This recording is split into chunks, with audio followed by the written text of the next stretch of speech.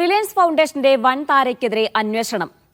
പ്രത്യേക അന്വേഷണ സംഘം രൂപീകരിക്കാൻ സുപ്രീംകോടതി ഉത്തരവിട്ടു. ഇന്ത്യയിലും വിദേശത്തു നിന്നും മൃഗങ്ങളെ എത്തിച്ചതിൽ നിയമലംഘനമുണ്ടോ എന്ന് അന്വേഷിക്കും. PR അരവിന്ദ് ചേരുന്നുണ്ട് വിശദാംശങ്ങൾ നൽകാനായി. അരവിന്ദ്, ഏത് സാഹചര്യത്തിലാണ് സുപ്രീംകോടതിയുടെ ഉത്തരവ്? എന്താണ് പശ്ചാത്തലം?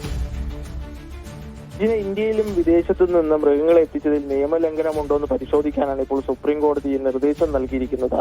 ഗുജറാത്തിലെ ജാംനഗറിൽ 3500 ഏക്കർ വിസ്തൃതിയിൽ സ്ഥിതി ചെയ്യുന്ന ലോകത്തിലെ ഏറ്റവും വലിയ മൃഗ പുനരധിവാസ കേന്ദ്രമാണ് വണ്ടാര എന്ന് പറയുന്നത്. ഇതിനെതിരെയാണ് ഒരു പൊതുതാൽപര്യ ഹർജി വന്നത്. അതായത് വിദേശത്തു നിന്നടക്കം മൃഗങ്ങളെ എത്തിക്കുന്നതിൽ നിയമലംഘനം നടന്നു എന്നതാണ് പൊതുതാൽപര്യ ഹർജിയിൽ ചൂണ്ടിക്കാണിച്ചത്. എന്തായാലും ഹർജിയിലെ ആരോപണങ്ങളിൽ തെളിവുകൾ ഹാജരാക്കാൻ പറ്റിയിട്ടില്ല എന്ന് സുപ്രീം കോടതി പറയുമ്പോഴും ആരോപണങ്ങൾ അത് വ്യക്തമാണ്. അതുകൊണ്ട് തന്നെ ഒരു പ്രത്യേക അന്വേഷണ സംഘം രൂപീകരിക്കാൻ സുപ്രീം കോടതി ഉത്തരവിട്ടിരിക്കുകയാണ്. സുപ്രീം കോടതി മുൻ ജഡ്ജി ജസ്റ്റിസ് ജെ ചമലേശ്വർ അധ്യക്ഷനായ ആ സമിതിയായിരിക്കും ഇതുമായി ബന്ധപ്പെട്ട അന്വേഷണങ്ങൾ നടക്കുക. കൃത്യമായി ഇതിൽ നിയമലംഘനം നടത്തിയിട്ടുണ്ടോ എന്നടക്കമുള്ള കാര്യങ്ങൾ പരിശോധിച്ച് സെപ്റ്റംബർ 12-നകം ഒരു റിപ്പോർട്ട് സമർപ്പിക്കുവാനാണ് ഇപ്പോൾ സുപ്രീം കോടതി നിർദ്ദേശിച്ചിരിക്കുന്നത്.